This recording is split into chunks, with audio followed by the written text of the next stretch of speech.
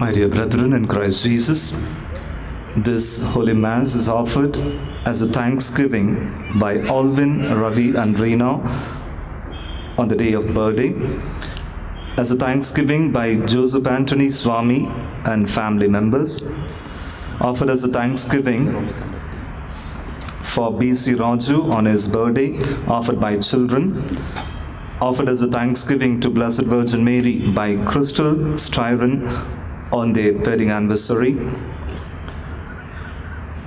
offered for the special intentions of Lidwin and D'Souza, for the soul of Arul Sheila on 40th day, offered by Henry Joseph family, offered as a thanksgiving to Blessed Virgin Mary by Michael Sakaya Dorothy on their 25th wedding anniversary, offered as a thanksgiving by B.C. Raju and family, offered for the soul of Arul Raj, offered by Lord Mary, for the soul of Anthony, offered by Rosie Dora, for the souls of Emelda Mary, S. Joseph, Alban Raj, offered by Dominic Arpita family, offered as a thanksgiving to Blessed Virgin Mary by Monica George family, offered for the souls of Maria Das and all the souls who died in their family, and offered as a thanksgiving to Blessed Virgin Mary by William, Jairani, Joshua and Alvin, offered as a thanksgiving to Blessed Virgin Mary by Nirmala, William, Jacqueline and Jocelyn family. Along with these intentions, let us offer our personal intentions to Blessed Virgin Mary and seek God's blessing through this Holy Eucharist. ನಮೋ ಮರಿಯ ಕೃಪಾವರ ಪೂರ್ಣೆಯೇ, ಪ್ರಭು ನಿಮ್ಮೊಡನೆ ಇದ್ದಾರೆ. ಸ್ತ್ರೀಯರಲ್ಲೆಲ್ಲ ಧನ್ಯರು ನೀವು, ನಿಮ್ಮ ಕರುಳ ಕುಡಿಯು ಧನ್ಯ. ಪಿತನ ಮತ್ತು ಸುತನ ಮತ್ತು ಪವಿತ್ರಾತ್ಮನ ನಾಮದಲ್ಲಿ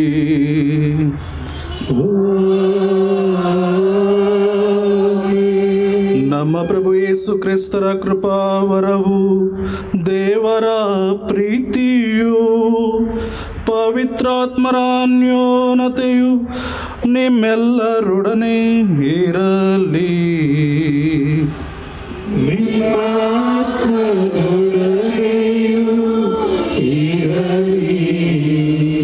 ಪ್ರಭು ಯೇಸು ಕ್ರಿಸ್ತರಲ್ಲಿ ನಲ್ಮೆಯ ಭಕ್ತಾದಿಗಳೇ, ಇಂದು 4ನೇ ದಿನದ ನೊವೇನ ದಿನದ ಪ್ರಾರ್ಥನೆಯಲ್ಲಿ, ಬಲಿಪೂಜೆಯಲ್ಲಿ ನಾವೆಲ್ಲರೂ ಭಾಗವಹಿಸುವಾಗ, ಮಾತೆ ಮರಿಯಳ ಕುರಿತು ನಾವೆಲ್ಲರೂ ಧ್ಯಾನಿಸುವಾಗ, ಮಾತೆ ಮರಿಯ ಯಾವ ರೀತಿ ನಮಗೆ ಹಾಗೂ ಇಡೀ ಲೋಕಕ್ಕೆ ತಾಯಿಯಾಗಿದ್ದಾರೆ ಎಂಬುದನ್ನು ನಾವು ಇಂದು ಧ್ಯಾನಿಸುತ್ತೇವೆ.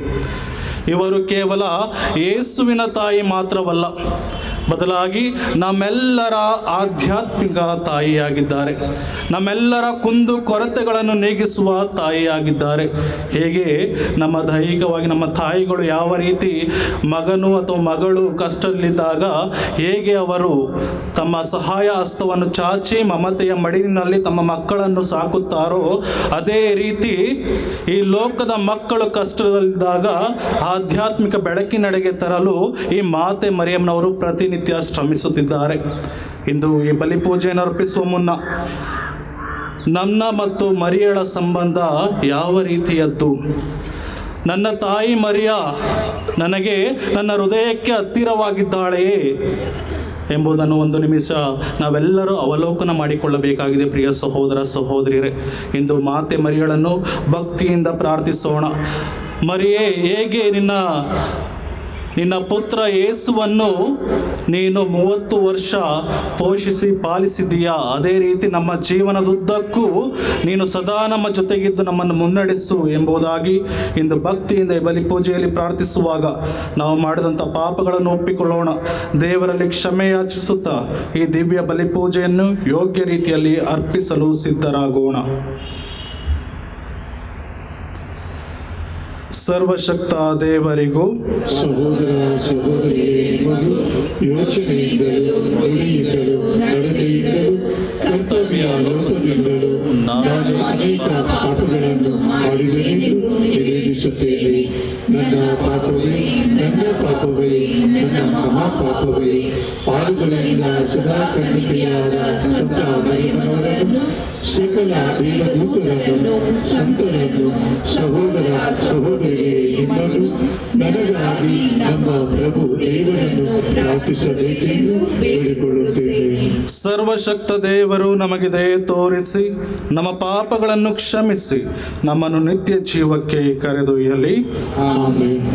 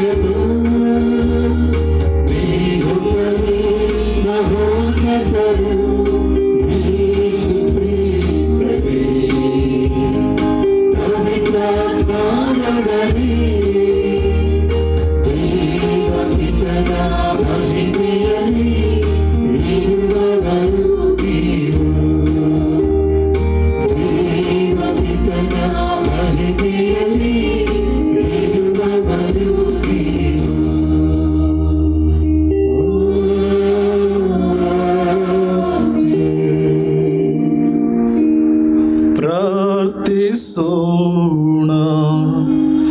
ದೇವರೇ, ನಿಮ್ಮ ದಿವ್ಯವಾಣಿಯಾದವರು ಕನ್ಯಾ ಗರ್ಭದಲ್ಲಿ ಉದಯಿಸುವಂತೆ ಪರಿಶುದ್ಧ ಮರಿಯಮ್ಮನವರನ್ನು ಆರಿಸಲು ಇಚ್ಛಿಸಿದ್ದೀರಿ. ಆಕೆಯ ಸಂರಕ್ಷಣೆಯನ್ನು ಪಡೆದು ಆಕೆಯ ಸ್ಮರಣೆಯ ಆಚರಣೆಯಲ್ಲಿ ನಾವು ಆನಂದದಿಂದ ಪಾಲ್ಗೊಳ್ಳುವಂತೆ ಅನುಗ್ರಹಿಸಿರಿ. ನಿಮ್ಮೊಂದಿಗೆ ಪವಿತ್ರಾತ್ಮರ ಐಕ್ಯದಲ್ಲಿ ದೇವರಾಗಿ ಯುಗ ಯುಗಾಂತರಕ್ಕೂ ಜೀವಿಸಿ ಆಳುವ ನಮ್ಮ ಪ್ರಭು ನಿಮ್ಮ ಪುತ್ರರೂ ಆಗಿರುವ ಯೇಸು ಕ್ರಿಸ್ತರ ಮುಖಾಂತರ ನಿಮ್ಮನ್ನು ಪ್ರಾರ್ಥಿಸುತ್ತೇವೆ.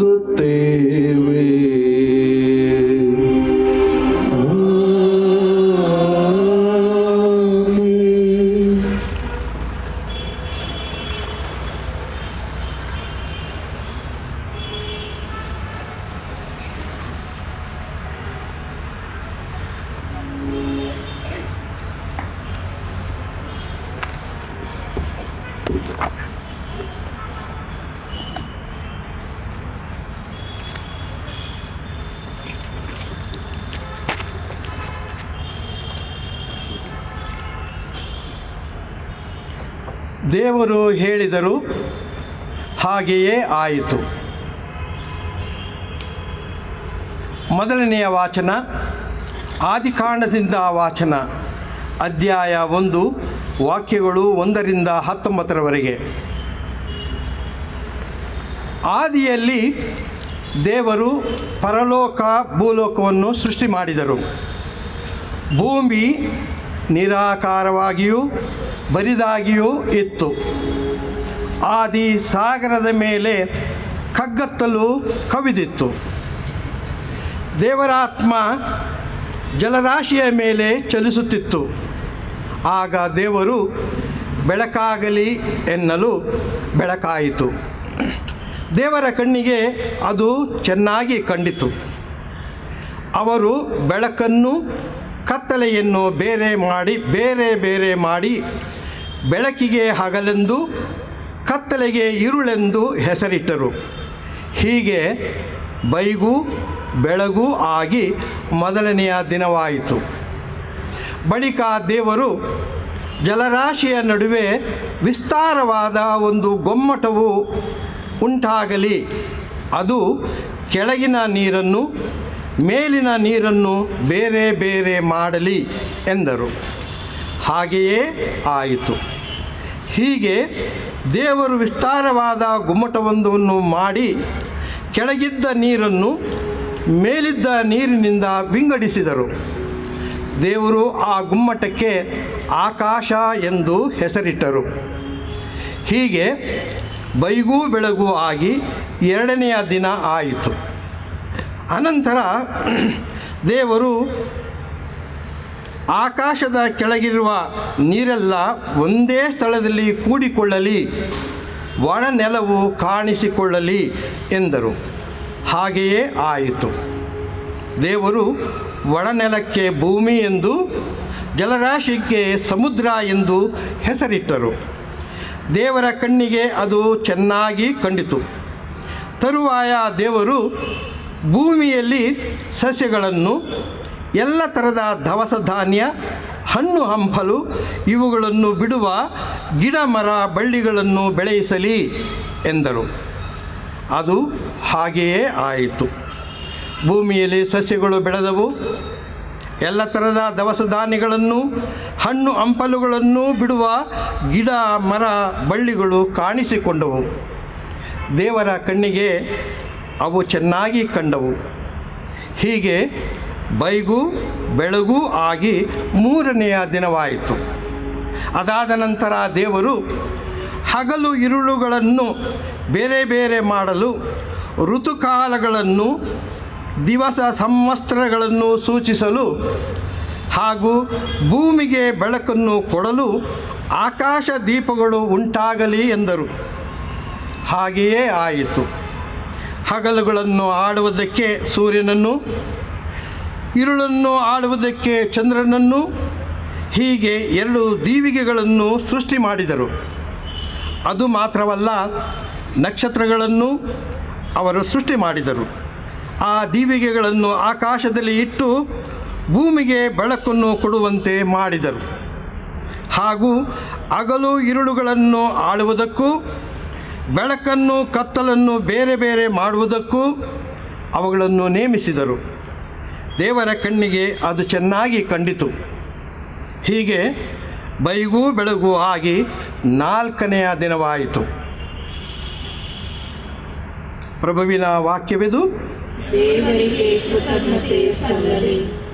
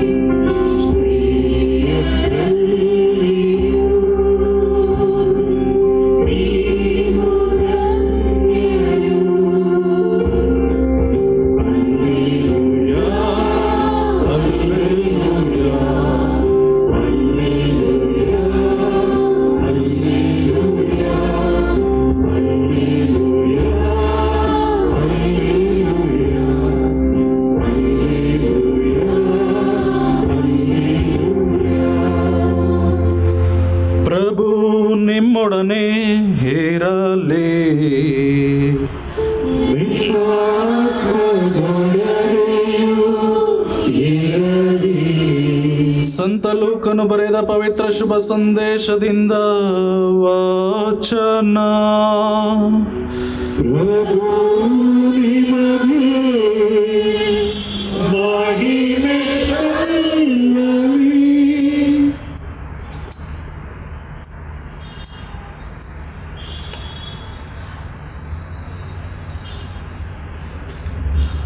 ಮರಿಯಳು ಪ್ರಯಾಣ ಹೊರಟು ಜುದಯದ ಗುಡ್ಡಗಾಡಿನಲ್ಲಿರುವ ಒಂದು ಊರಿಗೆ ತ್ವರೆಯಾಗಿ ಬಂದಳು.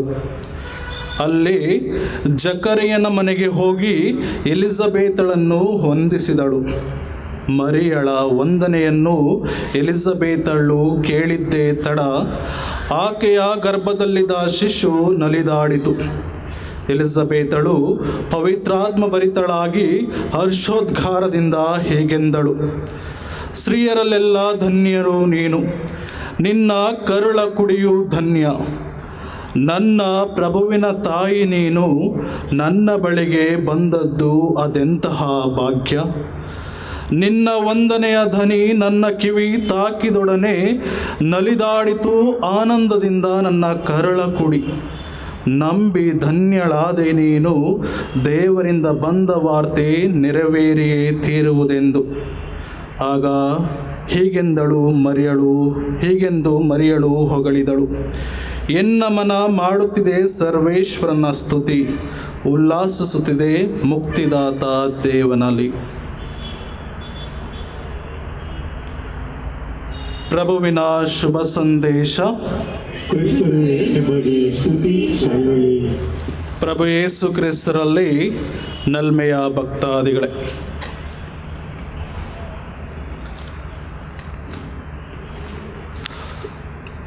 ಮರಿಯಳನ್ನು ಅತ್ಯಂತ ಅದೃಷ್ಟವಂತ ಮಹಿಳೆ ಅಂತ ಹೇಳ್ತಾರೆ. ಯಾರಿಗಾರು ಗೊತ್ತಾ ಏತಕ್ಕಾಗಿ ಅಂತ? ಮರಿಯಳನ್ನು ಅತ್ಯಂತ ಅದೃಷ್ಟವಂತ ಮಹಿಳೆ ಅಂತ ಕರೀತಾರೆ. The luckiest women in the world. ಯಾತಕ್ಕಾಗಿ? ಯಾರಿಗಾರು ಗೊತ್ತಾ ಯಾತಕ್ಕಾಗಿ? ಅವಳು ಯೇಸು ಕ್ರಿಸ್ತನಿಗೆ ತಾಯಿ, ಅದಕ್ಕೋಸ್ಕರನಾ? ಜನ್ಮ ಪಾಪ ಉದ್ಭವಿಸಿದ ಮಹಿಳೆ, ಅದಕ್ಕಾಗಿ. ನಾನು ಇನ್ನೊಂದು ಥರ ಹೇಳ್ತೇನೆ. ಮರಿಯಳು ಅತ್ಯಂತ ಅದೃಷ್ಟವಂತ ಮಹಿಳೆ ಏತಕ್ಕಾಗಿ ಅಂದರೆ, ಮರಿಯಳಿಗೆ ಅತ್ತೆಯ ಕಾಟ ಇರಲಿಲ್ವಂತೆ. ಏತಕ್ಕಾಗಿ?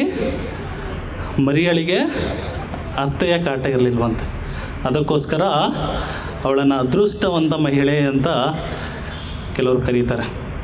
ಏನೇ ಇರಲಿ, ಇಂದು ನಾವು ಮರಿಯಳ ಬಗ್ಗೆ ಧ್ಯಾನಿಸುವ ಒಂದು ಸಂದೇಶ, ತಾಯಿ ಮರಿಯ.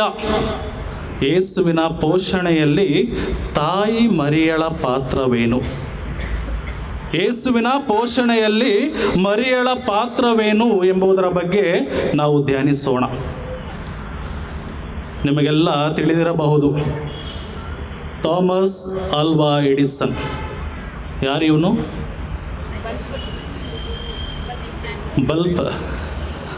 ಬಲ್ಪ್ ಇದೆ ಎಲ್ಲ ಕಡೆ. ಥಾಮಸ್ ಆಲ್ವಾ ಎಡಿಸನ್ ಇವರು ಬಲ್ಪನ್ನು ಕಂಡುಹಿಡಿದಂಥ ಒಬ್ಬ ವಿಜ್ಞಾನಿ. ಇವರಿಗೂ ಒಂದು ಹಿಂದಿನ ಕಥೆ ಇದೆ. ಏನು ಅವರ ಕತೆ?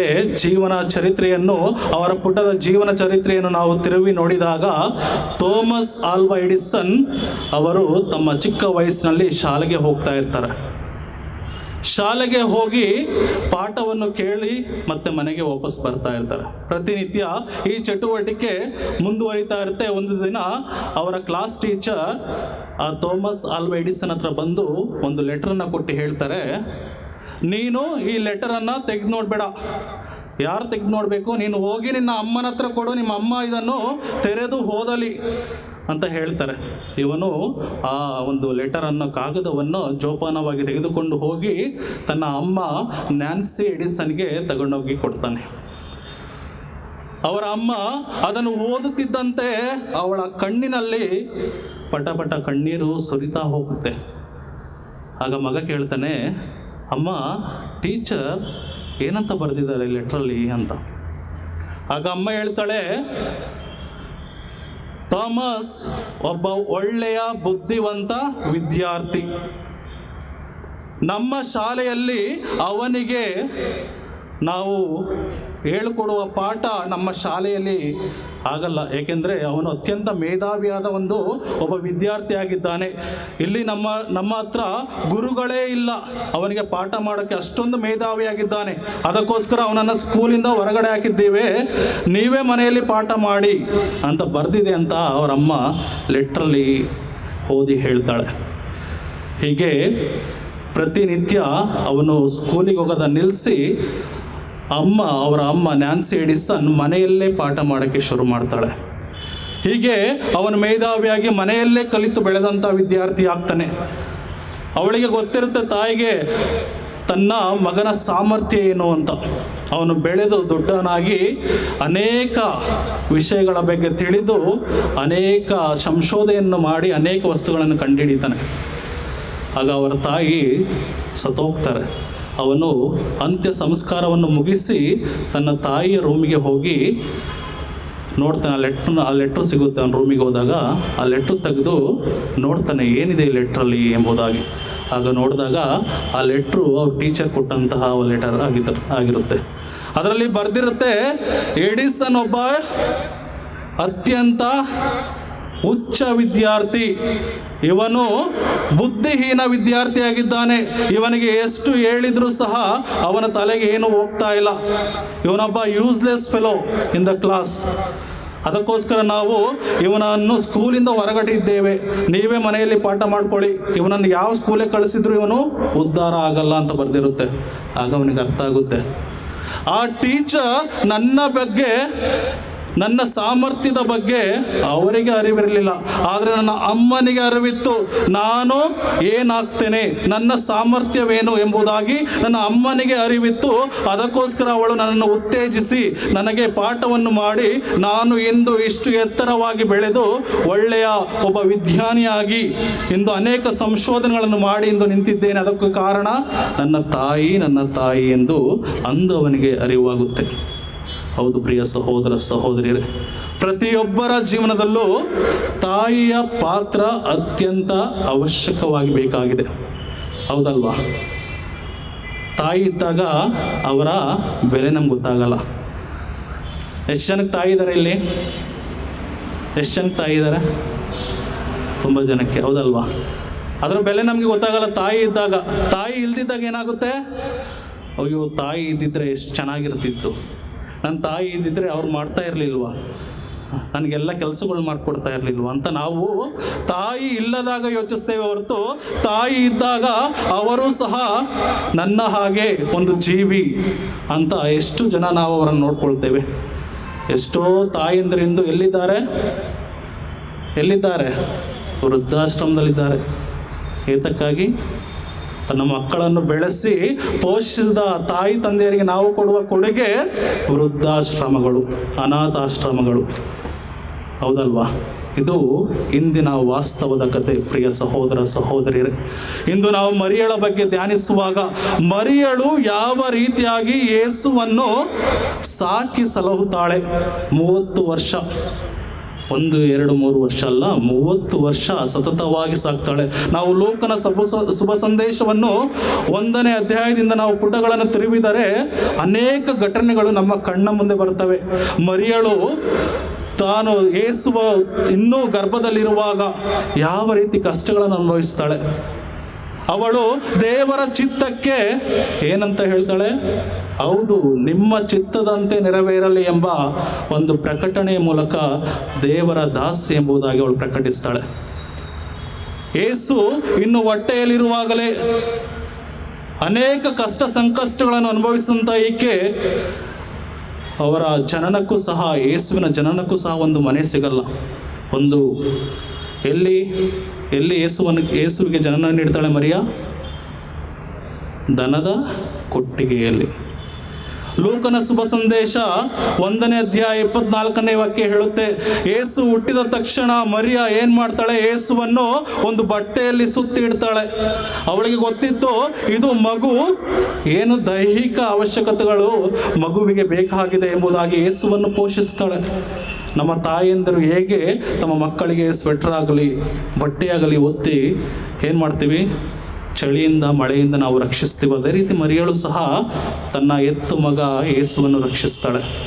ಯಾವಾಗ ಆ ಕ್ರೂರಿ ಹೆರೋದನಿಂದ ವಿಕೋಪಕ್ಕೆ ಒಳಗಾಗ್ತಾರೋ, ಇವನು ಮಗುವನ್ನು ಸಾಯಿಸಲು ಕೊಲ್ಲಲು ಹೊಂಚು ಹಾಕುತ್ತಿದ್ದಾನೆ ಎಂದು ತಿಳಿದ ತಕ್ಷಣ ಈಜಿಪ್ಟಿಗೆ ರಾತ್ರೋರಾತ್ರಿ ಪಲಾಯನ ಮಾಡ್ತಾರೆ. ಅದು ಮರಿಯಳ ಒಂದು ಮಮತೆ. ಏಕೆ? ನನ್ನ ಮಗುಗೆ ಯಾರು ಏನು ಮಾಡಬಾರ್ದು. ನಾವು ಸಹ ನಮ್ಮ ಮಕ್ಕಳನ್ನು ಹೇಗೆ ರಕ್ಷಿಸ್ತೇವೆ? ಎಷ್ಟೋ ಕ್ರೂರ ಕೆಟ್ಟ ಚಟಗಳಿಂದ ನಮ್ಮ ಮಕ್ಕಳನ್ನು ರಕ್ಷಿಸಿದಾಗ ಮಾತ್ರ ಅವರು ಒಳ್ಳೆಯ ಪೋಷಣೆಯಲ್ಲಿ ಒಳ್ಳೆಯ ಸಮಾಜದಲ್ಲಿ ಬೆಳೆಯಲು ಸಾಧ್ಯ. ಪ್ರಿಯ ಸಹೋದರ ಸಹೋದರಿಯರೇ, ಇಂದು ಮರಿಯಳು ಸಹ ನಮಗೆ ನೀಡುವ ಉದಾಹರಣೆ ಇದೆ. ಹೇಗೆ ಹೆರೋದ ಎಂಬ ಕ್ರೂರಿಯಿಂದ ಮಾತೆ ಮರಿಯಳು ತಮ್ಮ ಯೇಸು ಕ್ರಿಸ್ತನನ್ನು ಹೇಗೆ ರಕ್ಷಿಸಿದಳೋ, ಅದೇ ರೀತಿ ನೀವು ಸಹ ನಿಮ್ಮ ಮಕ್ಕಳನ್ನು ಯಾವುದೇ ಕೆಟ್ಟ ಚಟಗಳಿಗೆ ಒಳಗಾಗದಂತೆ ನೀವು ಸಹ ರಕ್ಷಿಸಬೇಕಾಗಿದೆ. ಇದು ಮರಿಯಳು ನೀಡುವಂತಹ ಒಂದು ಕರೆ ನಮ್ಮೆಲ್ಲರಿಗೂ.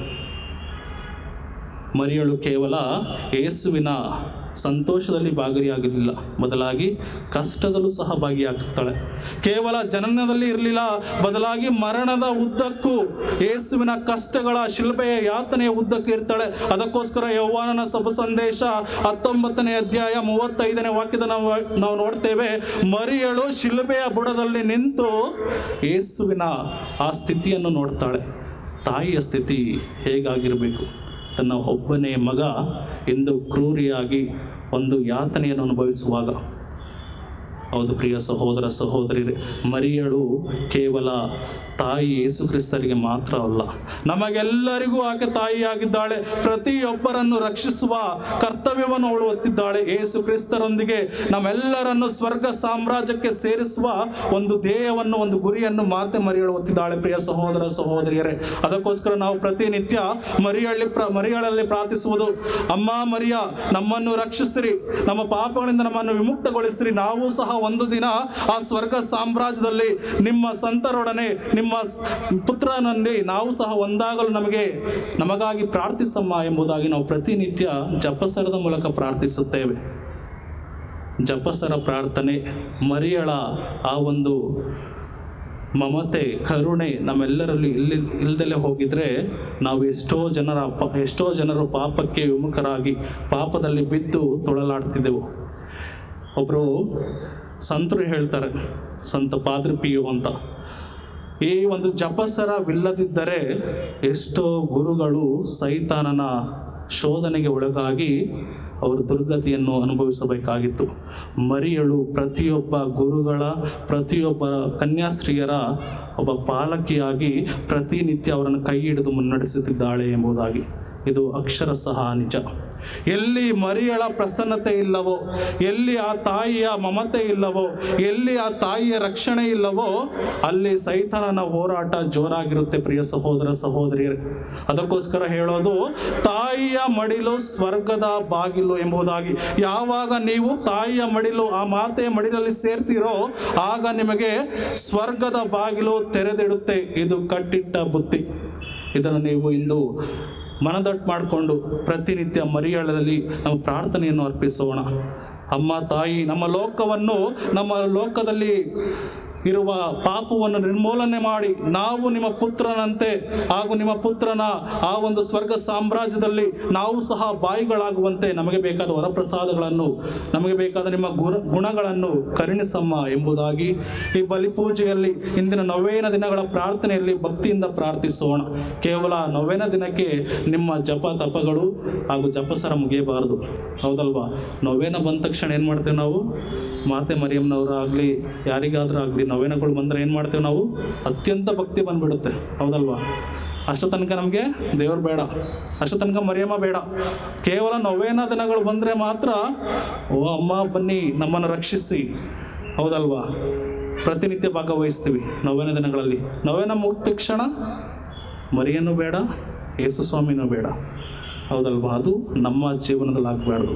ಪ್ರತಿದಿನ ಪ್ರತಿನಿತ್ಯ ಈ ಒಂದು ಭಕ್ತಿ, ಈ ಒಂದು ವಿಶ್ವಾಸ ನಮ್ಮಲ್ಲಿ ಬೆಳೆಯಬೇಕು. ಅದಕ್ಕೆ ಮಾತೆ ಮರಿಯಳ ಒಂದು ಪ್ರೋತ್ಸಾಹ, ಮಾತೆ ಮರಿಯಳ ಆ ಒಂದು ಪ್ರೀತಿ ಸದಾ ನಮ್ಮಲ್ಲಿ ಉಳಿಯಬೇಕು ಎಂಬುದಾಗಿ ಈ ಬಲಿಪೂಜೆಯಲ್ಲಿ ಭಕ್ತಿಯಿಂದ ಪ್ರಾರ್ಥಿಸೋಣ. ಆಮೆನ್.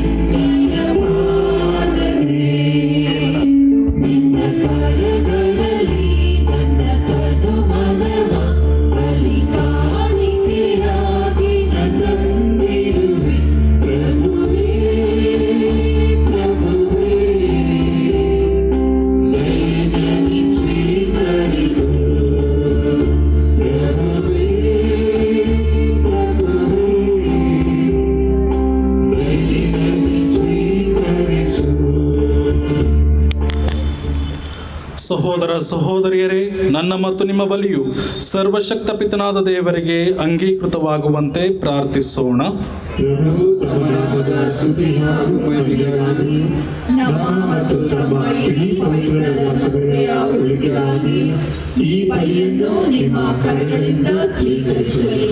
ಪ್ರಭು ಪರಿಶುದ್ಧ ಮರಿಯಮ್ಮನವರ ಗೌರವಾರ್ಥವಾಗಿ ನಿಮ್ಮ ಭಕ್ತರು ಅರ್ಪಿಸುತ್ತಿರುವ ಈ ಕಾಣಿಕೆಗಳು ನಿಮಗೆ ಅಂಗೀಕೃತವಾಗಲಿ. ಏಕೆಂದರೆ ಅವರು ತಮ್ಮ ಕನ್ಯತ್ವದ ಮೂಲಕ ನಿಮಗೆ ಮೆಚ್ಚುಗೆಯಾದವರು ಹಾಗೂ ತಮ್ಮ ದೀನತೆಯಲ್ಲಿ ನಿಮ್ಮ ಪುತ್ರರು ನಮ್ಮ ಪ್ರಭುವಾದ ಕ್ರಿಸ್ತರನ್ನು ಗರ್ಭಧರಿಸಿದರು. ನಿಮ್ಮೊಂದಿಗೆ ಯುಗ ಯುಗಾಂತರಕ್ಕೂ ಜೀವಿಸಿ ಆಳುವ ಅವರನ್ನು ನಿಮ್ಮ ಮುಖಾಂತರ ನಾವು ಪ್ರಾರ್ಥಿಸುತ್ತೇವೆ.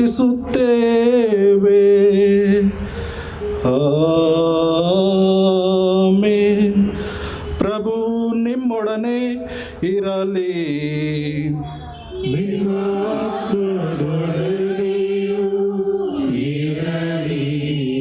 ನಿಮ್ಮ ಹೃದಯಗಳನ್ನು ಮೇಲಕ್ಕೆತ್ತಿರಿ.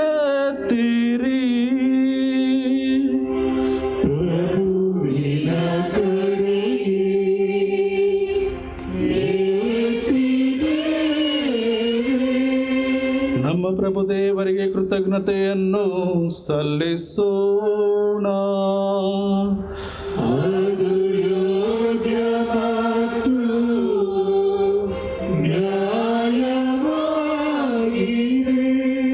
ಪ್ರಭು ಪವಿತ್ರ ಪಿತನೇ, ಸರ್ವಶಕ್ತ ನಿತ್ಯ ದೇವರೇ, ಸಕಲ ಸಂತರನ್ನು ಗೌರವಿಸುವುದರಲ್ಲಿ ನಿಮ್ಮ ಮಹತ್ ಕಾರ್ಯಗಳನ್ನು ಸ್ತುತಿಸುತ್ತೇವೆ. ಅಂತೆಯೇ ವಿಷಯವಾಗಿ ಪರಿಶುದ್ಧ ಮರಿಯಮ್ಮನವರ ಸ್ಮರಣೆಯನ್ನು ಆಚರಿಸುತ್ತಿರುವ ನಾವು ಆಕೆಯ ಕೃತಜ್ಞತಾ ಸ್ತುತಿ ಗೀತೆಯನ್ನು ಮರ್ದನಿಸುತ್ತಾ ನಿಮ್ಮ ಕರುಣೆಯನ್ನು ಘೋಷಿಸುವುದು ನಿಜವಾಗಿ ಯೋಗ್ಯವೂ ನ್ಯಾಯವೂ ಆಗಿದೆ. ನಮ್ಮ ಕರ್ತವ್ಯವೂ ರಕ್ಷಣೆಯೂ ಆಗಿದೆ. ಏಕೆಂದರೆ ಜಗತ್ತಿನ ಮೂಲೆ ಮೂಲೆಗೂ ನೀವು ನಿಜವಾಗಿಯೂ ಮಹತ್ ಕಾರ್ಯಗಳನ್ನು ಎಸಗಿದ್ದೀರಿ ಹಾಗೂ ನಿಮ್ಮ ಅಪರಿಮಿತ ದಯೆಯನ್ನು ಯುಗ ಯುಗಾಂತರಕ್ಕೂ ವಿಸ್ತರಿಸಿದ್ದೀರಿ. ನಿಮ್ಮ ಸೇವಕಿಯ ದೀನತೆಯನ್ನು ವೀಕ್ಷಿಸಿ ನಮ್ಮ ಪ್ರಭು ನಿಮ್ಮ ಪುತ್ರರು ಆದ ಯೇಸು ಕ್ರಿಸ್ತರನ್ನು ಆಕೆಯ ಮೂಲಕ ನಮ್ಮ ರಕ್ಷಕರನ್ನಾಗಿ ನೀಡಿದ್ದೀರಿ. ಅವರ ಮುಖಾಂತರವೇ ದೂತಗಣಗಳು ನಿಮ್ಮ ಮಹತ್ವವನ್ನು ಆರಾಧಿಸುತ್ತಾ ನಿಮ್ಮ ಸನ್ನಿಧಿಯಲ್ಲಿ ಆನಂದಿಸುತ್ತವೆ. ನಮ್ಮ ಸ್ವರಗಳನ್ನು ಅವರ ಸ್ವರಗಳೊಂದಿಗೆ ಸೇರಿಸಿರಿ ಎಂದು ಪ್ರಾರ್ಥಿಸುತ್ತಾ ಒಂದೇ ಕಂಠದಿಂದ ನಿಮ್ಮನ್ನು ಘೋಷಿಸುತ್ತೇವೆ.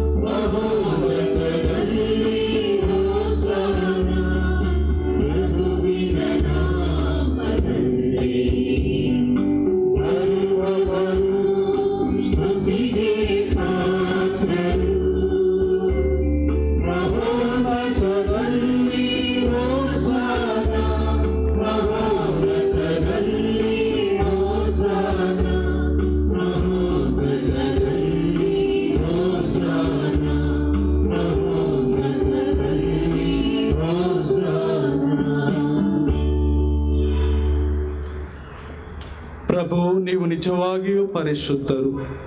ಸರ್ವ ಪರಿಶುದ್ಧತೆಯ ಬುಗ್ಗೆಯೂ ನೀವೇ.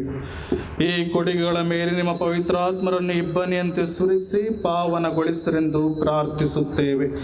ನಮಗಿವು ನಮ್ಮ ಪ್ರಭು ಯೇಸು ಕ್ರಿಸ್ತರ ಶರೀರ ಮತ್ತು ರಕ್ತವಾಗುವಂತೆ ಮಾಡಿರಿ. ಅವರನ್ನು ಪರಾಧೀನ ಮಾಡಲಾದ ಸಮಯದಲ್ಲಿ ಸ್ವ ಇಚ್ಛೆಯಿಂದ ತಮ್ಮ ಯಾತನೆಗೆ ಒಳಗಾದಾಗ ಅವರು ರೊಟ್ಟಿಯನ್ನು ತೆಗೆದುಕೊಂಡು ಕೃತಜ್ಞತೆಯನ್ನು ಸಲ್ಲಿಸಿ ಅದನ್ನು ಮುರಿದು ತಮ್ಮ ಶಿಷ್ಯರಿಗೆ ಕೊಡುತ್ತಾ ಹೀಗೆಂದರು, ತೆಗೆದುಕೊಳ್ಳಿ ಮತ್ತು ಇದರಿಂದ ನೀವೆಲ್ಲರೂ ಭುಜಿಸಿರಿ, ಏಕೆಂದರೆ ಇದು ನಿಮಗಾಗಿ ಒಪ್ಪಿಸಲಾಗುವ ನನ್ನ ಶರೀರ.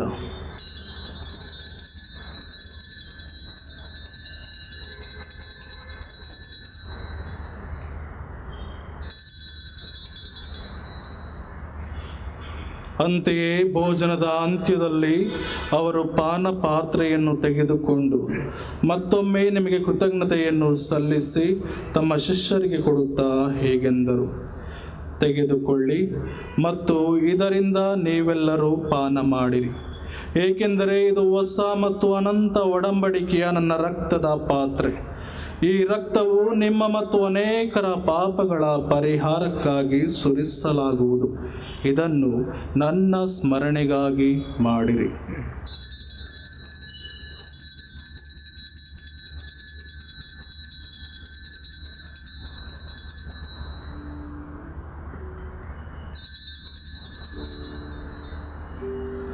ವಿಶ್ವಾಸದ ರಹಸ್ಯ.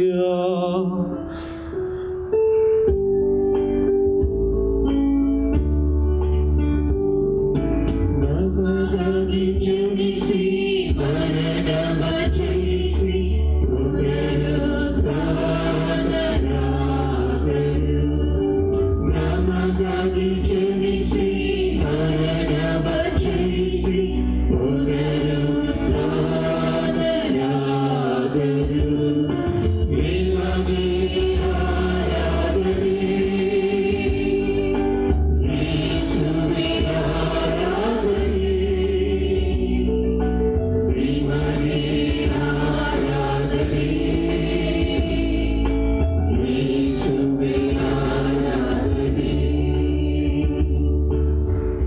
ಆದುದರಿಂದ ಪ್ರಭು, ನಿಮ್ಮ ಸಮ್ಮುಖದಲ್ಲಿ ನಿಂತು ಸೇವೆ ಸಲ್ಲಿಸಲು ನಮ್ಮನ್ನು ಯೋಗ್ಯರೆಂದು ಪರಿಗಣಿಸಿದ್ದಕ್ಕಾಗಿ ನಿಮಗೆ ಕೃತಜ್ಞತೆಯನ್ನು ಸಲ್ಲಿಸುತ್ತೇವೆ. ಕ್ರಿಸ್ತರ ಮರಣ ಮತ್ತು ಪುನರುತ್ಥಾನದ ಸ್ಮರಣೆಯನ್ನು ಆಚರಿಸುತ್ತಾ ಜೀವವೀಯೋ ರೊಟ್ಟಿಯನ್ನು, ರಕ್ಷಣೆಯೋ ಪಾತ್ರೆಯನ್ನು ನಿಮಗೆ ಅರ್ಪಿಸುತ್ತೇವೆ. ಕ್ರಿಸ್ತರ ಶರೀರ ಮತ್ತು ರಕ್ತದಲ್ಲಿ ಪಾಲ್ಗೊಳ್ಳುವ ನಮ್ಮನ್ನು ಪವಿತ್ರಾತ್ಮರು ಒಂದುಗೂಡಿಸಬೇಕೆಂದು ನಿಮ್ಮನ್ನು ವಿನಯದಿಂದ ಭಿನ್ನಯಿಸುತ್ತೇವೆ.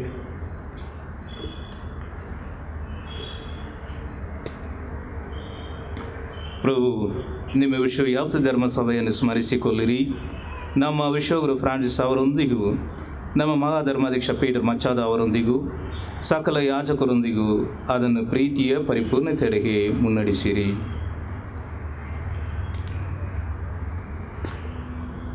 ಪ್ರಭು, ಪುನರುತ್ಥಾನದ ನಿರೀಕ್ಷೆಯಲ್ಲಿ ವಿಶ್ರಮಿಸುತ್ತಿರುವ ನಮ್ಮ ಸಹೋದರ ಸಹೋದರಿಯರನ್ನು ನಿಮ್ಮ ದಯೆಯಲ್ಲಿ ಮೃತರಾದ ಎಲ್ಲರನ್ನೂ ಸ್ಮರಿಸಿಕೊಳ್ಳಿರಿ. ಅವರನ್ನು ನಿಮ್ಮ ಸಮ್ಮುಖದ ಪ್ರಭೆಗೆ ಬರಮಾಡಿರಿ. ನಮ್ಮ ಮೇಲೆ ದಯೆ ತೋರಿರಿ. ದೇವಮಾತೆ ಪೂಜ್ಯ ಕನ್ಯಾ ಮರಿಯಮ್ಮನವರೊಂದಿಗೂ, ಆಕೆಯ ಪತಿ ಸಂತ ಜೋಸೆಫರೊಂದಿಗೂ, ಪುಣ್ಯದ ಪ್ರೇಷಿತರೊಂದಿಗೂ, ಎಲ್ಲ ಕಾಲಗಳಲ್ಲಿ ನಿಮ್ಮ ಮೆಚ್ಚುಗೆಗೆ ಪಾತ್ರರಾದ ಸಕಲ ಸಂತರೊಂದಿಗೂ ನಾವು ನಿತ್ಯ ಜೀವದಲ್ಲಿ ಸಹಭಾಗಿಗಳಾಗಿ ನಿಮ್ಮನ್ನು ಸ್ತುತಿಸಿ ಮಹಿಮೆ ಪಡಿಸುವಂತೆ ನಿಮ್ಮ ಪುತ್ರ ಯೇಸು ಕ್ರಿಸ್ತರ ಮುಖಾಂತರ ಪ್ರಾರ್ಥಿಸುತ್ತೇವೆ.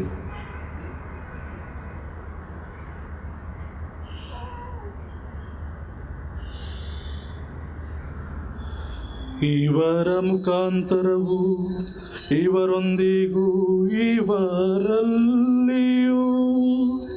ಸರ್ವಶಕ್ತ ತಂದೆಯಾದ ದೇವರೇ, ಪವಿತ್ರಾತ್ಮರ ಐಕ್ಯದಲ್ಲಿ ಸರ್ವ ಗೌರವವು ಮಹಿಮೆಯು ಯುಗ ಯುಗಾಂತರಕ್ಕೂ ನಿಮಗೆ ಸಲ್ಲಲಿ.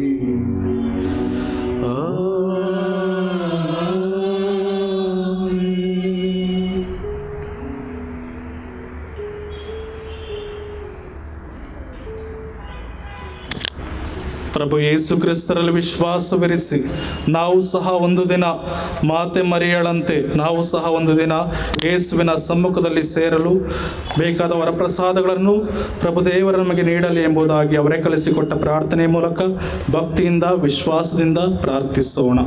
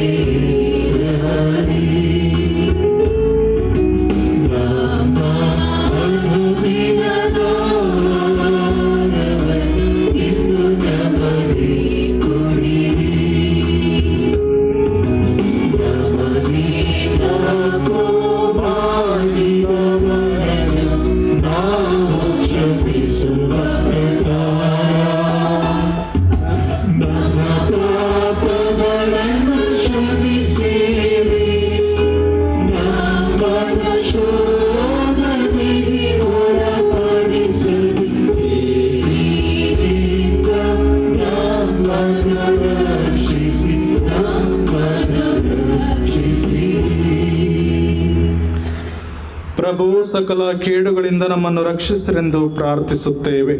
ನಿಮ್ಮ ದಯೆಯ ನೆರವನ್ನು ಪಡೆದು ಪಾಪದಿಂದ ಸದಾ ವಿಮುಕ್ತರಾಗಿ ಎಲ್ಲ ಸಂಕಷ್ಟಗಳಿಂದ ಸುರಕ್ಷಿತರಾಗಿರುವಂತೆ ನಮ್ಮ ಜೀವಮಾನದಲ್ಲಿ ಶಾಂತಿಯನ್ನು ದಯೆಯಿಂದ ಕರುಣಿಸಿರಿ. ನಾವು ಸ್ವರ್ಗಾನಂದವನ್ನು, ನಮ್ಮ ರಕ್ಷಕ ಯೇಸು ಕ್ರಿಸ್ತರ ಆಗಮನವನ್ನು ನಿರೀಕ್ಷಿಸುತ್ತಿದ್ದೇವೆ.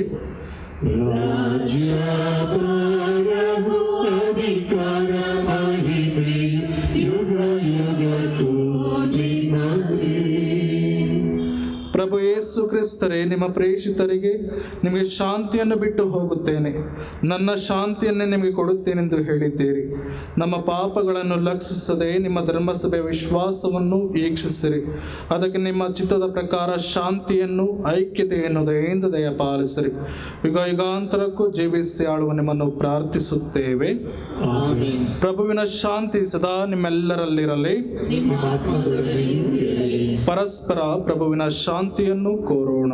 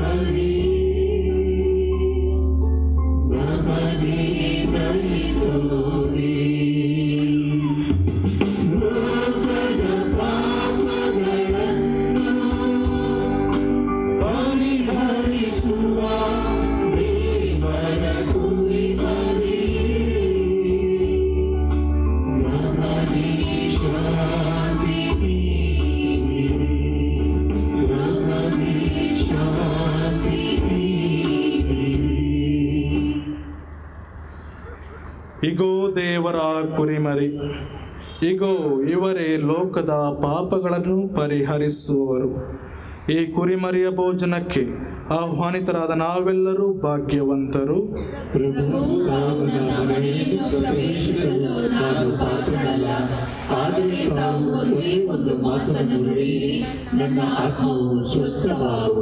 ನಮ್ಮ ಜೀವಕ್ಕೆ ಕ್ರಿಸ್ತರ ಶರೀರ ಮತ್ತು ರಕ್ತ ನಮ್ಮನ್ನು ಕಾಪಾಡಲು.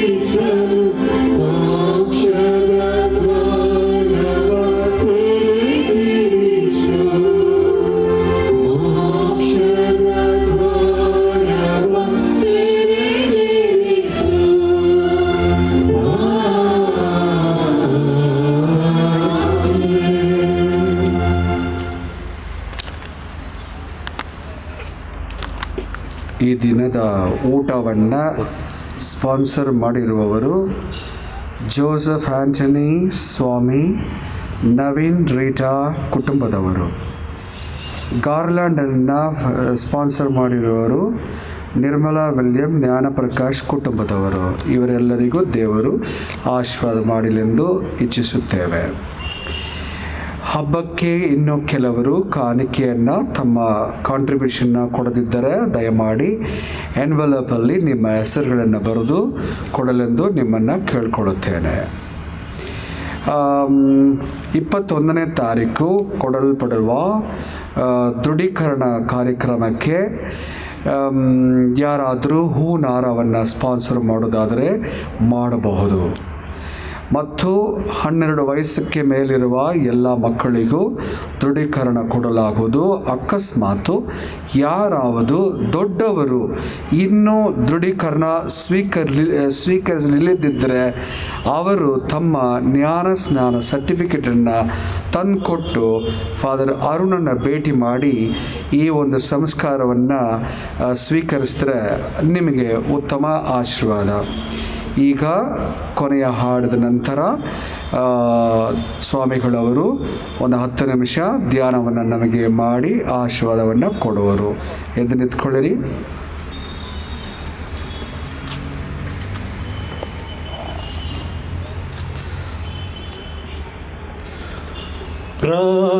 ಪ್ರಾರ್ಥಿಸೋಣ.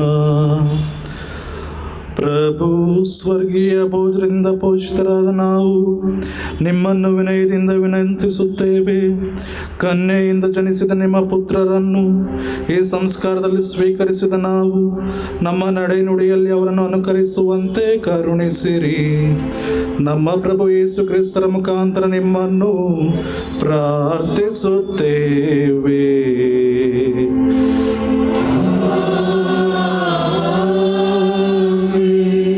ಪ್ರಭು ನಿಮ್ಮೊಡನೆ ಇರಲಿ.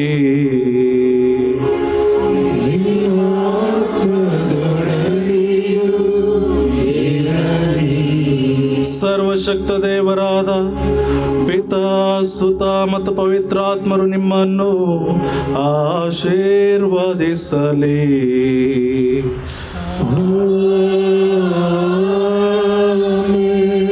ಹೋಗಿ ಬನ್ನಿ, ಬಲಿ ಅರ್ಪಣೆ ಮುಗೀತು.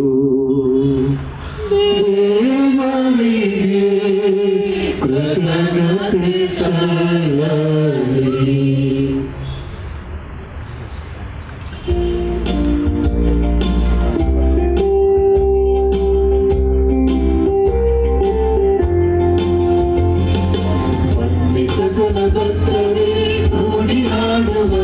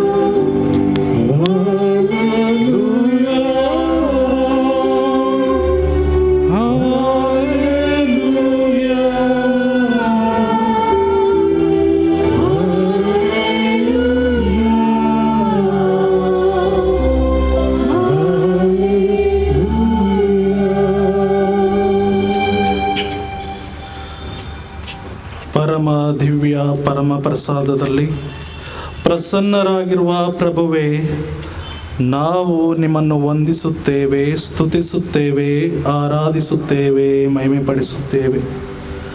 ಪ್ರಭು ಯೇಸು ಕ್ರಿಸ್ತರೇ, ಈ ಜಗತ್ತೆಲ್ಲ ಸೃಷ್ಟಿಯಾಗಿದ್ದು ನಿಮ್ಮ ಅಪರಿಮಿತ ಪ್ರೀತಿಯಿಂದ ಎಲ್ಲರನ್ನೂ ಪೋಷಿಸಿ ಪಾಲಿಸುವ ದೇವರು ನೀವಾಗಿದ್ದೀರಿ. ಪ್ರಭುವೇ, ನಿಮಗೆ ಕೋಟಿ ಕೋಟಿ ನಮನಗಳನ್ನು ಸಲ್ಲಿಸುತ್ತೇವೆ. ನಾವು ಉಲುಮಾನವರು ಅನೇಕ ಪಾಪಗಳನ್ನು ಮಾಡಿ ನಿಮ್ಮಿಂದ ದೂರ ಉಳಿದಿದ್ದರೂ ಸಹ ನಮ್ಮ ಮೇಲೆ ನಿಮ್ಮ ಕರುಣೆಯ ಹಸ್ತವನ್ನು ಚಾಚಿ ಪ್ರತಿನಿತ್ಯ ನಾವು ಎಲ್ಲಿ ಹೋಗಬೇಕು, ಏನು ಮಾಡಬೇಕು ಎಂಬುದನ್ನು ತಿಳಿಸುವ ದೇವರು ನೀವಾಗಿದ್ದೀರಿ. ಅದಕ್ಕಾಗಿ ನಿಮ್ಮನ್ನು ವಂದಿಸುತ್ತೇವೆ ಪ್ರಭು. ಅನೇಕ ರೋಗಗಳಿಂದ ನರಳುತ್ತಿದ್ದವರಿಗೆ ಗುಣವನ್ನು ನೀಡಿದ ಪ್ರಭು, ನಿಮಗೆ ವಂದನೆಯನ್ನು ಸಲ್ಲಿಸುತ್ತೇವೆ.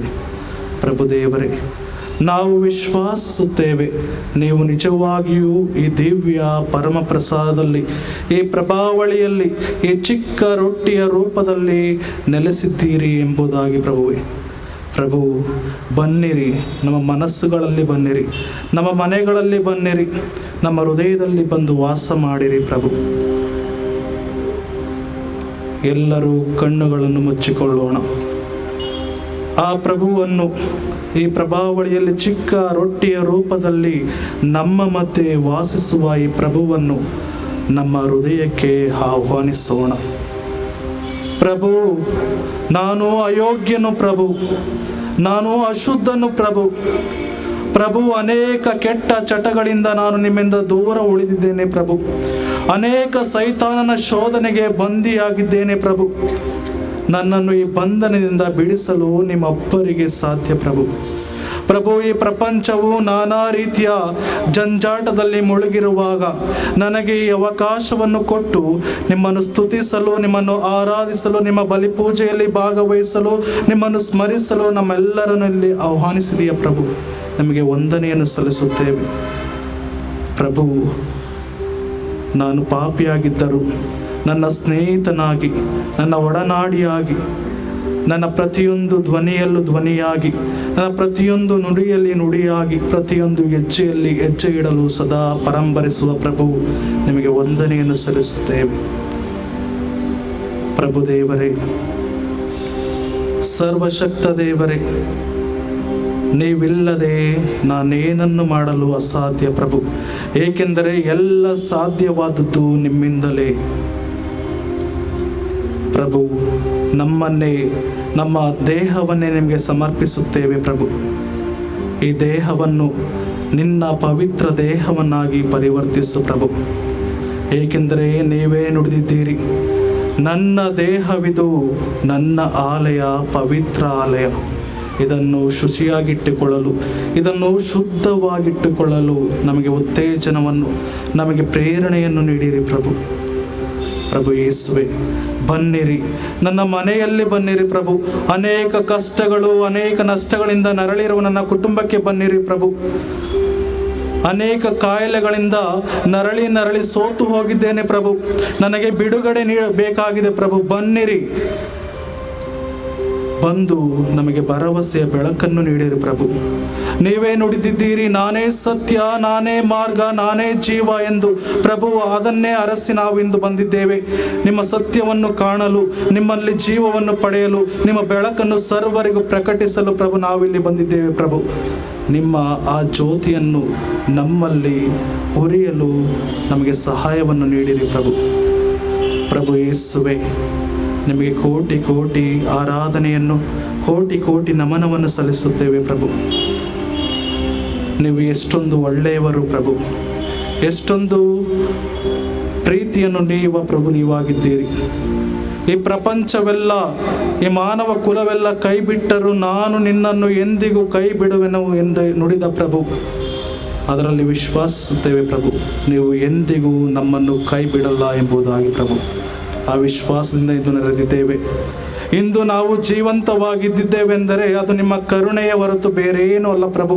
ಈ ಪ್ರಪಂಚ ಅನೇಕ ಕಾಯಿಲೆಗಳಿಗೆ ತುತ್ತಾಗಿ, ಅನೇಕ ಪ್ರಕೃತಿಯ ವಿಕೋಪಕ್ಕೆ ತುತ್ತಾಗಿ ಸರ್ವನಾಶವನ್ನು ಅನುಭವಿಸುವಾಗ ನೀವು ನಮ್ಮನ್ನು ಸುರಕ್ಷಿತವಾಗಿ ಕಾಪಾಡಿ ಇಂದು ನಿಮ್ಮನ್ನು ಪೂಜಿಸಲು, ಇಂದು ನಿಮ್ಮನ್ನು ನಾವು ಆರಾಧಿಸಲು ನಮ್ಮನ್ನು ಇಲ್ಲಿ ಕರೆತಂದಿದ್ದೀರ ಪ್ರಭು. ಅದಕ್ಕೆ ನಿಮಗೆ ವಂದನೆಯನ್ನು ಸಲ್ಲಿಸುತ್ತೇವೆ ಪ್ರಭು. ಪ್ರಭು, ನಿಮ್ಮ ಆಶೀರ್ವಾದಕ್ಕೆ ನಾವು ಪಾತ್ರರಾಗುವಂತೆ ಮಾಡಿರಿ ಪ್ರಭು. ನಿಮ್ಮ ಹಸ್ತವನ್ನು ಚಾಚಿರಿ. ಇಲ್ಲಿ ನೆರೆದಿರುವ ಸರ್ವರ ಮೇಲೆ ನಿಮ್ಮ ಶಕ್ತಿಯ ಪ್ರಯೋಗವನ್ನು ಮಾಡಿರಿ.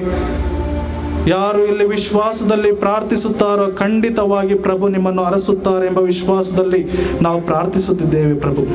ನಮ್ಮ ವಿಶ್ವಾಸಕ್ಕೆ ತಕ್ಕ ಪ್ರತಿಫಲವನ್ನು ನೀಡಿರಿ ಪ್ರಭು. ಪ್ರಭು ದೇವರೇ, ಅನೇಕ ಮಾನಸಿಕ ನೋವಿನಿಂದ ಕುಗ್ಗಿ ಹೋಗಿದ್ದೇವೆ ಪ್ರಭು. ಅನೇಕ ಆರ್ಥಿಕ ಸ್ಥಿತಿಯಲ್ಲಿ ನಾವೆಲ್ಲ ಕುಗ್ಗಿ ಹೋಗಿದ್ದೇವೆ. ಅನೇಕ ಕಾಯಿಲೆ ಕಷಾಯಗಳು ಬಂದು ನಮ್ಮೆಲ್ಲರ ಜೀವವನ್ನು ಹಿಂಡಿರುವಾಗ ನೀವೇ ನಮಗೆ ನೆಮ್ಮದಿಯ ಭರವಸೆ ಪ್ರಭು. ನೀವೇ ನಮಗೆ ಸಂತೋಷದ ಬೆಳಕು ಪ್ರಭು. ನೀವೇ ನಮ್ಮ ಒಡಲಿನ ಒಡಿಲು, ಉಸಿರಿನ ಉಸಿರು ಪ್ರಭು. ಪ್ರಭು ದೇವರೇ, ನಮ್ಮೆಲ್ಲ ಕಷ್ಟಗಳನ್ನು, ನಮ್ಮ ಎಲ್ಲ ನಷ್ಟಗಳನ್ನು ನಿಮಗೆ ಸಮರ್ಪಿಸುತ್ತೇವೆ. ನಮಗೆ ಉಡುಗೊರೆಯಾಗಿ ನಿಮ್ಮ ನೆಮ್ಮದಿಯನ್ನು, ನಿಮ್ಮ ಶಾಂತಿಯನ್ನು ನೀಡಿರಿ ಪ್ರಭು. ಪ್ರಭು ದೇವರೇ, ನಾವು ನಿಮ್ಮನ್ನು ಆರಾಧಿಸುತ್ತೇವೆ. ಪ್ರಭು ಯೇಸು ಕ್ರಿಸ್ತರೇ, ನಾವು ನಿಮ್ಮನ್ನು ಸ್ತುತಿಸುತ್ತೇವೆ. ಪ್ರಭು ದೇವರೇ, ನಿಮಗೆ ಕೋಟಿ ಕೋಟಿಯನ್ನು ನಮನವನ್ನು ಸಲ್ಲಿಸುತ್ತೇವೆ ಪ್ರಭು. ಪ್ರಭು ದೇವರೇ, ನೀವೊಬ್ಬರೇ ಸರ್ವಶಕ್ತರು, ನೀವೊಬ್ಬರೇ ಸರ್ವವ್ಯಾಪಿಗೂ ಒಡೆಯರಾಗಿದ್ದೀರಿ. ನಮ್ಮನ್ನೇ ನಾವು ನಿಮಗೆ ಸಮರ್ಪಿಸುತ್ತೇವೆ. ಒಂದು ನಿಮಿಷ ಮೌನವಾಗಿದ್ದು ನಮ್ಮ ಒಡಲಾಳದ, ನಮ್ಮ ಎಲ್ಲ ಮನದಾಳದ ಪ್ರಾರ್ಥನೆಗಳನ್ನು, ನಮ್ಮ ಎಲ್ಲ ಬೇಡಿಕೆ ಕೋರಿಕೆಗಳನ್ನು ಪ್ರಭುವಿನಲ್ಲಿ ಅರ್ಪಿಸೋಣ. ಮೊದಲು ವಿಶ್ವಾಸಿಸೋಣ, ಪ್ರಭು ನಮ್ಮ ಪ್ರಾರ್ಥನೆಯನ್ನು ಆಲಿಸುತ್ತಾನೆ. ಪ್ರಭು ನನ್ನ ಭರವಸೆಯಲ್ಲಿ ಭರವಸೆಯಾಗಿದ್ದಾನೆ. ಅವನು ನನ್ನ ಎಲ್ಲ ಕಷ್ಟಗಳನ್ನು ನೀಗಿಸುತ್ತಾನೆ ಎಂಬ ವಿಶ್ವಾಸದಿಂದ, ಭಕ್ತಿಯಿಂದ ನಮ್ಮನ್ನು ನಾವು ದೇವರಿಗೆ ಸಮರ್ಪಿಸುತ್ತಾ ಪ್ರಾರ್ಥಿಸೋಣ. ಪ್ರಭು, ಇದೇ ನನ್ನ ಕಷ್ಟಗಳು ಪ್ರಭು. ಈ ಕಷ್ಟಗಳನ್ನು ಜಯಿಸಲು ನನ್ನ ಸ್ವಂತ ಶಕ್ತಿ ಸಾಲದು ಪ್ರಭು. ಇದಕ್ಕೆ ಒಂದು ಪರಿಹಾರವನ್ನು ಕೊಡು ಪ್ರಭು. ನನ್ನ ಮನೆಗೆ ಬೆಳಕಾಗಿ ಬಾ ಪ್ರಭು. ನನ್ನ ಮನೆಯಲ್ಲಿರುವ ಆ ಸಂತೋಷಕ್ಕೆ ನೀನೇ ಬೆಳಕಾಗು ಪ್ರಭು. ಕುಟುಂಬದಲ್ಲಿ ಒಡಕಿದ್ದರೆ ಅದಕ್ಕಾಗಿ ಪ್ರಾರ್ಥಿಸೋಣ. ಯಾರಾದರೂ ಅನಾರೋಗ್ಯದಿಂದಿದ್ದರೆ ಅದಕ್ಕಾಗಿ ಪ್ರಾರ್ಥಿಸೋಣ. ಪ್ರಭು ದೇವರು ನಮ್ಮ ಎಲ್ಲ ಪ್ರಾರ್ಥನೆಗಳನ್ನು ಕೇಳುತ್ತಾರೆ, ನಮ್ಮ ಎಲ್ಲ ಕಷ್ಟಗಳನ್ನು ನಿವಾರಿಸುತ್ತಾರೆ ಎಂಬ ನಂಬಿಕೆಯಿಂದ, ದೃಢ ವಿಶ್ವಾಸದಿಂದ ಪ್ರಭುವಿನಲ್ಲಿ ನಮ್ಮನ್ನೇ ನಾವು ಸಮರ್ಪಿಸುತ್ತಾ ಪ್ರಾರ್ಥಿಸೋಣ. ನಮ್ಮ ಮಕ್ಕಳಿಗಾಗಿ ಪ್ರಾರ್ಥಿಸೋಣ, ಅವರ ಭವಿಷ್ಯಕ್ಕಾಗಿ ಪ್ರಾರ್ಥಿಸೋಣ, ಈ ಧರ್ಮಕೇಂದ್ರಕ್ಕಾಗಿ ಪ್ರಾರ್ಥಿಸೋಣ. ಲೋರ್ದು ಮಾತೆ ನಮ್ಮೆಲ್ಲರನ್ನು ಅರಸಲೆಂದು ಪ್ರಾರ್ಥಿಸೋಣ.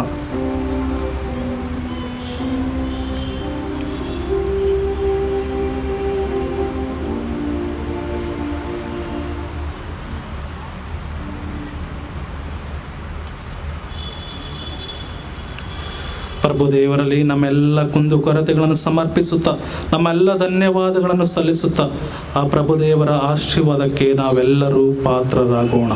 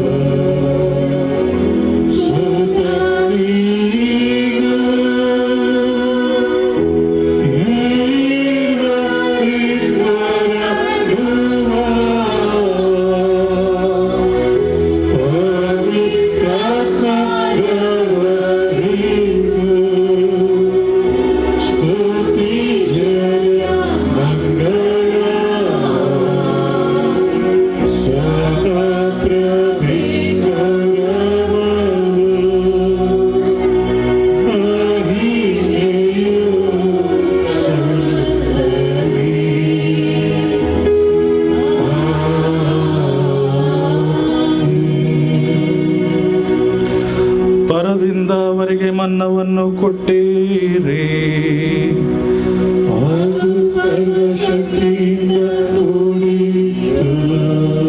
ಪ್ರಾರ್ಥಿಸೋಣ. ದೇವರೇ, ಅದ್ಭುತಕರವಾದ ಸಂಸ್ಕಾರವನ್ನು ನಿಮ್ಮ ಯಾತನೆಯ ಸ್ಮಾರಕವಾಗಿ ಬಿಟ್ಟಿದ್ದೀರಿ. ನಾವು ನಿಮ್ಮ ಶರೀರದ ಮತ್ತು ರಕ್ತದ ಪರಮ ರಹಸ್ಯಗಳನ್ನು ಆರಾಧಿಸಿ ಅದರಿಂದ ನಿಮ್ಮ ರಕ್ಷಣಾ ಫಲವನ್ನು ನಮ್ಮಲ್ಲಿ ಸದಾ ಅನುಭವಿಸುವಂತೆ ಅನುಗ್ರಹಿಸಿರಿ. ಪಿತಾ ದೇವರೊಂದಿಗೆ ಪವಿತ್ರಾತ್ಮರ ಐಕ್ಯದಲ್ಲಿ ಏಕದೇವರಾಗಿರುವ ನಿಮ್ಮನ್ನು ಯುಗ ಯುಗಾಂತರಕ್ಕೂ ನಾವು ಪ್ರಾರ್ಥಿಸುತ್ತೇವೆ.